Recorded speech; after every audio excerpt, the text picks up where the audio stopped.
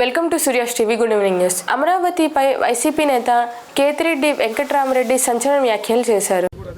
డెఫినెట్గా మీ గోదావరి నది ఏ విధంగా ఉందో అది పొంగి పొర్లుతోంది అక్కడ అమరావతిలో. మీకు మాత్రమే సొంతమవుతుంది అనుకున్న దాన్ని ఏమి చేపలంటారయ్యా, పులస, రేపొద్దున ఖచ్చితంగా 2-3 సంవత్సరాల్లో మీరు అమరావతిలో చూడబోతున్నారు. అప్ స్ట్రీమ్కి ఇదబోతున్నాయి. అదే పులసలను మీకు అమరావతి దాంట్లో మీకు పట్టించి మీ అందరికీ ఇవ్వబోతున్నాయి.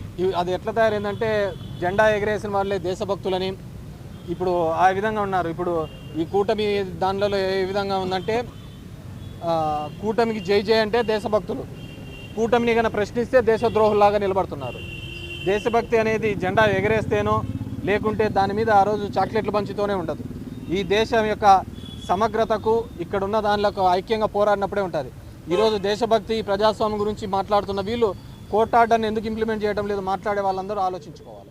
జనసేన అధినేత డిప్యూటీ సీఎం పవన్ కళ్యాణ్ పై ఆ పార్టీ ఎమ్మెల్యే బోలిశెట్టి శ్రీనివాస్ ఆసక్తికర వ్యాఖ్యలు చేశారు.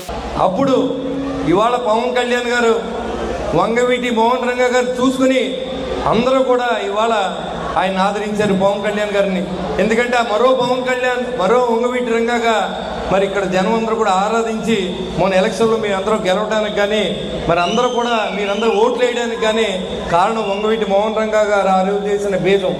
ఆ తర్వాత చిరంజీవి గారు పార్టీ పెట్టడం, అందరిలోనూ మేల్కొల్పు రావడం, మన శక్తి ఏంటో మనం తెలుసుకోవడం జరిగింది. రంగా గారిని కనుక మరి ఆయనతో మేము ట్రావెల్ చేసిన వ్యక్తులం. ఆయన చెర్లూరుపేటలో జైల్లో ఉన్నప్పుడు దాదాపుగా విజయవాడ నుంచి 100 బుల్లెట్లతో ఆయన ఎస్కాట్ చేసి తీసుకెళ్ళాం. ఇటీవలే ప్రారంభమైన ఫ్రీ బస్సు పథకం ప్రభావం చూపిస్తుంది. విజయవాడ ఏలూరు రూట్లో బస్సులో సీట్ కోసం మహిళల మధ్య ఘర్షణ జరిగింది.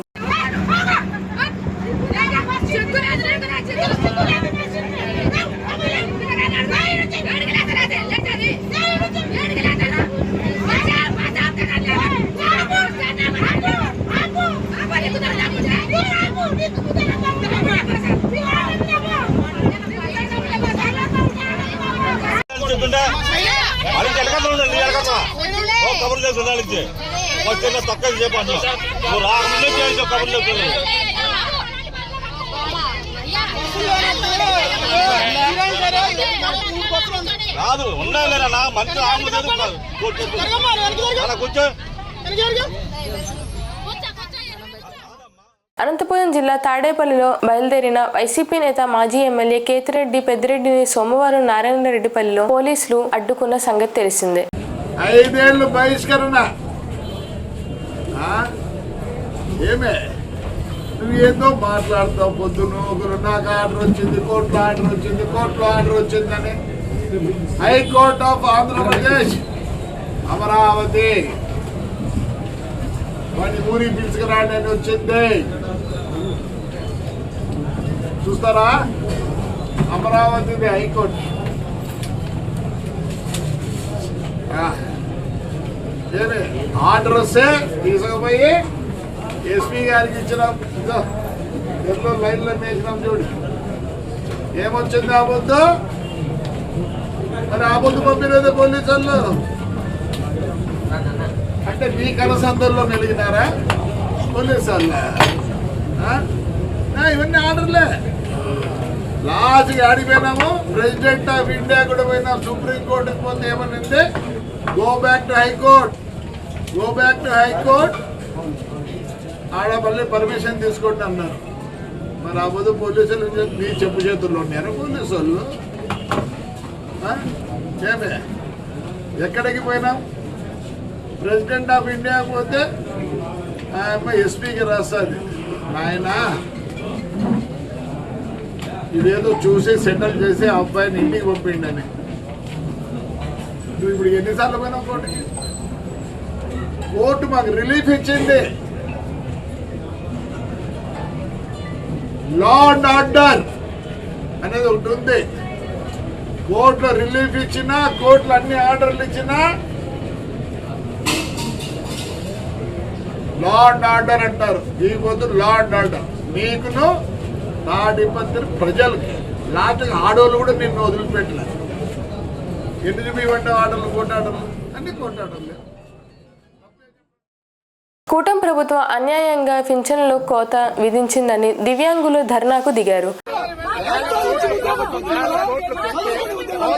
పంపించారు. బోల ఇళ్ళకి కలెక్టర్ గారు వేల కోట్ల రూపాయలు వెచ్చించి ఇళ్ళకి పంపించారు. బోల ఇళ్ళకి పోయినప్పుడు డాక్టర్లు ఇచ్చ చేస్తే ఈడ మన గవర్నమెంట్ హాస్పిటల్ సదరన్ క్యాంప్ లో ఏ విధంగా జరుగుతుంది? మన నిజమైన విధంగా పనులు ఇచ్చాడు డాక్టర్. ఇంటి దగ్గర పోయిన డాక్టర్లు ఇట్లా చేస్తే ఇంకా గవర్నమెంట్ హాస్పిటల్ ఏ విధంగా చేస్తున్నారు? కలెక్టర్ గారు రావాలా? కలెక్టర్ గారు రావాలా?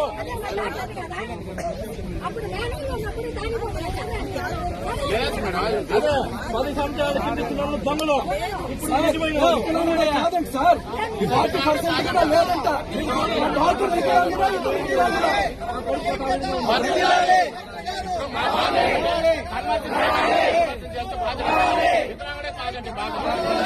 ఎప్పుడు సార్ చేసేది? ఇప్పుడు మళ్ళీ 10 చోట్ల హాస్పిటల్ రావాలి. కలెక్టర్ గారు రావాలి. కలెక్టర్ గారు వస్తేనే వదులుతాం. కలెక్టర్ గారు వచ్చే వరకు ఏమీ జరగదు. కలెక్టర్ గారే రావాలా? కలెక్టర్ గారు కలెక్టర్ గారు కలెక్టర్ గారు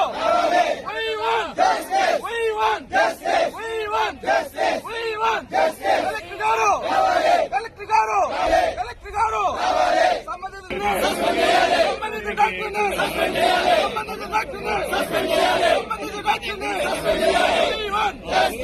కలెక్టర్ గారు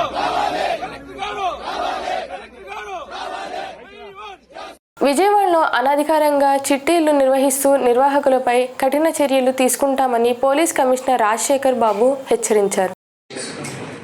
అసలు విజయవాడ సిటీలో ఎన్ని ప్రైవేట్ జిమ్స్ ఉన్నాయనేది చూసాము. దాదాపు 300 ప్రైవేట్ జిమ్స్ కనిపించాయి. సో ప్రజలకు చెప్తున్నాను, ఈ ప్రైవేట్ జిమ్లో దీనికి దయచేసి దూరంగా ఉండండి. ఇది ప్రైవేట్ ఇటువంటివన్నీ కూడా రూపాయికి 2 రూపాయలు ఇచ్చేవాడు బాగానే ఉంటుంది. Close they are bound to cheap people. గుర్తుపెట్టుకోవాలి, they are bound to cheap people. భారీ ఎత్తున చీటీలు వేసేవాళ్ళు అసలు కూడా మేము దాదాపు 300 మంది ఇష్యూయింగ్ నోటీస్ ఆల్సో. మేము కూడా కొద్దిగా జాగ్రత్తగా అందులో మా జ్యుడిషియల్లో చూస్తున్నాం. సో ప్రజలకి నేను చెప్పేది ఏంటంటే, tomorrow they are going to cheat you. So గుర్తుపెట్టుకోండి, చిన్న చిన్న చీటీలు కూడా వేయడం తప్పు. ఈ వార్తలు ఇంతటితో సమాప్తం.